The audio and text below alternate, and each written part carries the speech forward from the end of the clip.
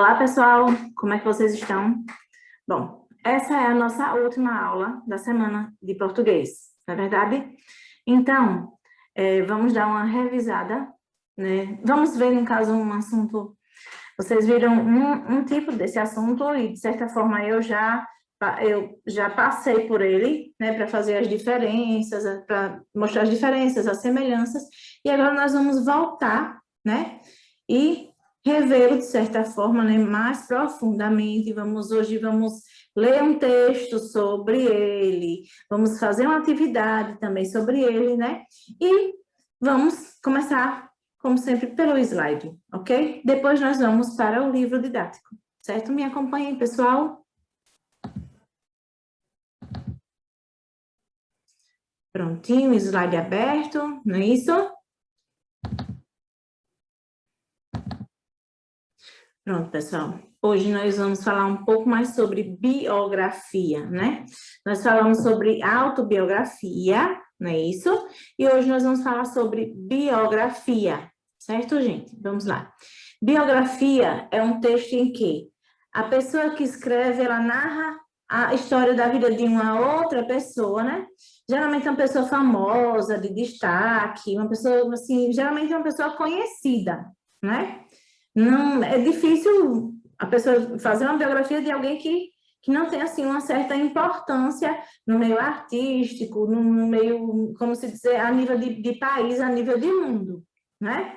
Geralmente é uma pessoa que tem, assim, uma certa situação que é, assim, tem destaque na sociedade, né? Por isso que se faz a biografia dele.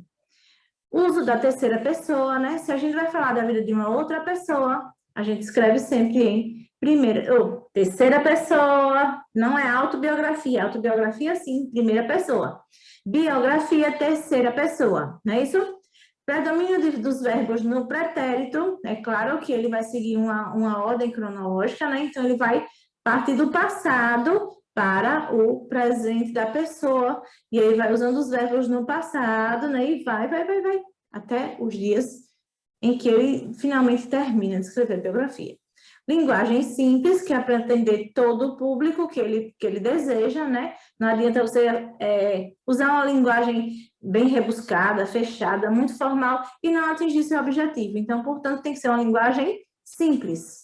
Ordem cronológica dos fatos, não é isso? Passado, presente e futuro, caso a pessoa tenha alguns planos e já esteja assim, aberto aos quatro ventos, quais são os planos dessa pessoa, não é verdade?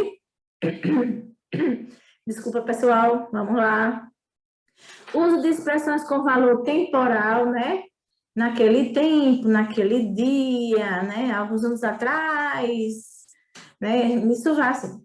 Marcadores de lugar, né? Naquela cidade, naquela casa, né, gente? Marcadores de lugar já está falando. Marcam os lugares, né, que a pessoa tinha um convívio. Marcadores de tempo também é a mesma coisa.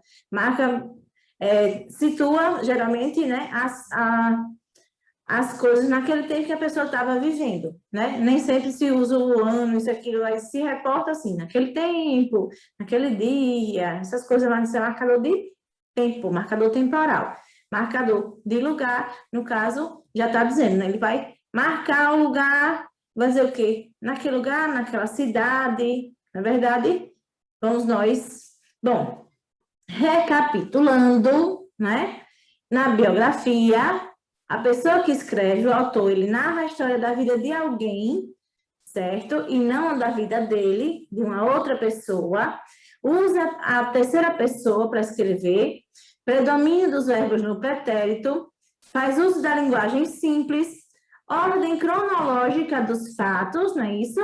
Uso de expressões com valor temporal e marcadores de lugar, certo? Essas são algumas das características dos textos biográficos, ou seja, biografia, né? Bom, agora nós vamos para a página 33 do livro didático, fazer a leitura da biografia, de uma biografia, depois nós vamos passar para a página 34 também do livro didático para dar continuidade, certo? Vamos lá me acompanhar, né, pessoal? Continue me acompanhando. Bom, nós não podemos resolver nenhuma atividade sem que antes leia o texto que a que ela se refere, não é verdade? Então, vamos lá. Texto 4, biografia, página 33. Ao longo deste capítulo, você leu textos que traçavam um retrato de alguém, embora apresentassem características muito diferentes. HQ, telas, HQ é história em quadrinhos, viu, gente? Telas, autobiografia, fragmento de romance. Veja mais uma maneira de fazer isso, lendo o texto a seguir.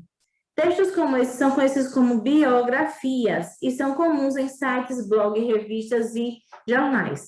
No caso, vários veículos de informação, né, de comunicação, publicam esse tipo de gênero. Vamos lá? Bom, José Paulo Paes.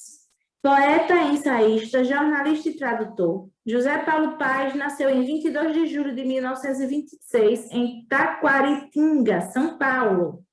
Transferiu-se para Curitiba em 1944, onde conviveu com vários intelectuais da época, entre eles o poeta Glauco Flores de Brito e Dalto Trevisan. Iniciou sua carreira literária com o livro O Aluno. Retornou a São Paulo em 1949 e, após trabalhar em uma indústria farmacêutica, iniciou sua carreira como editor. Autodidata no aprendizado das línguas inglesa. Ui, meu Deus do céu, onde foi que eu achei essa... Chega, meu Deus do céu, vamos lá. Inglesa, francesa, italiana, alemã, espanhola, dinamarquesa e grega. Dedicou-se à tradução de vários autores de literatura fantástica e poetas gregos modernos. Poliglota, meu Deus, sabia um monte de línguas. Viu, gente? Autodidata, ele aprendeu sozinho. No início de sua carreira como editor, aproximou-se de Cassiano Ricardo e do grupo da poesia concreta. A língua está querendo dar um nome. Grupo de poesia, da poesia concreta. Chegando a colaborar na revista Invenção e partilhar de algumas ideias sobre a ótica do humor e do laconismo da economia verbal, recursos que usou para tornar mais acurada a ponta satírica de sua poesia. A partir de 1984, José Paulo Paes passa a escrever também poemas lúdicos para o público infanto-juvenil, trabalhando com conceitos em dicionários. Para ele, a palavra é o brinquedo que não gasta, pois quanto mais se brinca com elas, mais novas ficam. Concordo. Bom, José Paulo Paes faleceu em 9 de outubro de 1996, aos 72 anos. Fiquei curiosa agora em ver as obras dele, viu? Vamos para cá, para a próxima página, para a página 34, ver o restante da autobiografia de Paulo Paes. Bom, aqui tem algumas obras: O Aluno, 1947, Cúmplices, 1951, Novas Cartas Chilenas, 1954, Mistério em Casa, 1961, Resíduo, 1973, Calendário Perplexo, 1983, É Isso Aí, 1984, Gregos e Baianos, 1985, Prosas Seguidas de Odes, peraí, viu? Prosa seguida de Odes Mínimas, 1992, A Poesia Está Morta, mas Juro que Não Fui Eu, 1988, De Ontem para Hoje, 1996, Um Passarinho Me Contou, Prêmio Jabuti, 1997, Melhores Poemas, 1998, Uma Letra Puxa a Outra, 1998, Ri Melhor Quem Ri Primeiro, 1999, O Lugar do Outro, 1999. Gente, e tem aqui também a capa de 3 livros dele, né? Um Passarinho Me Contou, Uma Letra Puxa a Outra e Ri Melhor Quem Ri Primeiro. Fiquei bastante curiosa em ver a obra desse escritor. Muito curiosa mesmo. Eu sou uma admiradora de escritores brasileiros, né, gente? Não só escritores, né? Eu sou admiradora do povo brasileiro como um todo, né? Agora, vamos lá. Por dentro do texto, né? Desse texto, da biografia, vamos lá, de José Paulo Paes. Vamos lá. O texto lido apresenta a linguagem visual e verbal. Explico por quê. Gente, nós, quando estamos falando, nós usamos a linguagem verbal, não é isso? Já quando existem imagens, né? Essa linguagem é a linguagem visual, não é isso? Então, ele está aqui perguntando, o texto lido apresenta linguagem visual e verbal, explique por quê. Aí vocês vão explicar, de acordo com o que vocês leram na página 33 e 34, né? O porquê dessa afirmação. O texto lido apresenta linguagem visual e verbal, explique por quê, ok? Agora, a segunda. Qual é a função da foto que acompanha a biografia? E aí, gente? Como é que vocês vão ver uma biografia sem saber de quem é aquela biografia? Não é verdade?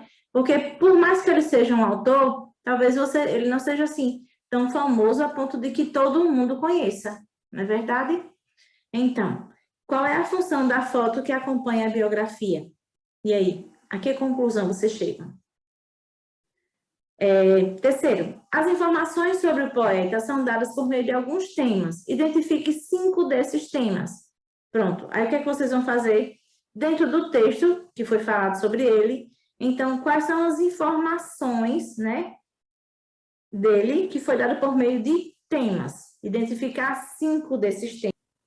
Agora, né, a quem textos como esse normalmente se dirigem? Hein, pessoal? A quem é que esse tipo de texto, a quem é que eles atraem, no caso? Qual é o público que eles atraem? A quem é que esse tipo de texto se dirige? Né? Vamos lá. Bom, quinta questão. Na biografia, afirma-se que, para José Paulo Paes, a palavra é o brinquedo que não gasta, pois quanto mais se brinca com elas, mais novos ficam. Isso é verdade. A palavra sempre, no caso, a nossa língua sempre está em constante evolução. Por isso que ele falou dessa forma, né? A palavra é brinquedo que não gasta, pois quanto mais se brinca com elas, mais novas ficam. Não é isso, gente? Vamos lá. Como você entende essa forma do poeta definir a palavra, né? Aí você vai botar a sua resposta pessoal em relação a isso, a essa afirmação do poeta, certo? Sexta questão. Qual tema você acrescentaria a essa biografia? E aí? O que é que vocês acham? Qual é o tema que vocês acrescentariam a ela, né? Bom, aqui na outra página, na página 35, vem tratando do conceito de biografia, né? Vamos fazer uma leitura rápida e concluir a nossa aula. Vamos lá. A biografia é um gênero de texto que tem por objetivo narrar a história de vida de alguém. O texto é escrito em terceira pessoa e apresenta uma ordem cronológica dos fatos. Normalmente traz os relatos dos fatos mais marcantes da vida do biografado. E é comum nesse tipo de texto o uso de marcadores temporais como na infância, na adolescência, no início da sua carreira, etc. Há também um predomínio do uso dos verbos no pretérito perfeito do modo indicativo. Bom, pessoal, finalizamos a nossa aula de português da semana, certo? Espero que vocês tenham gostado de todas as aulas, né? Lembrando que os professores estão sempre dispostos a tirarem as dúvidas de vocês, certo? Então, gente, um abraço bem apertado, um beijo no coração e até a próxima semana, com fé em Deus, certo? Se cuidem, cuidem das pessoas que vocês amam. Beijão, gente!